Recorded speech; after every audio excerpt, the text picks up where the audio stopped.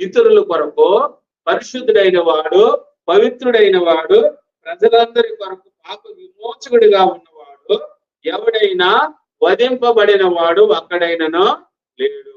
ఆయనే ప్రభు అయిన క్రీస్తు. ఆయనే పరలోకంలో ఉన్నాడు. ఆ పరలోకంలో ఉన్నవాడే ఆ గ్రంథానికి విప్పడానికి ఆ గొర్రెపిల్లగా ఉన్నాడు. ఆ గ్రంథాన్ని తీసుకోవడానికి యోగ్యుడు.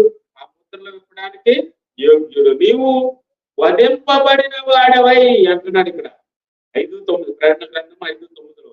నీవు వధింపబడిన వాడవై నీ రక్తమిచ్చి లేకుంటే నీ రక్తములో అని కూడా అనొచ్చు. నీ రక్తమిచ్చి లేక నీ రక్తములో ప్రతి వంశంలోను, ఆయా భాషలో మాట్లాడే వారిలోను, ప్రతి ప్రజలోను, ప్రతి జనములోను దేవుని కొరకు మనుషులు కొన్నావు. దేవునికి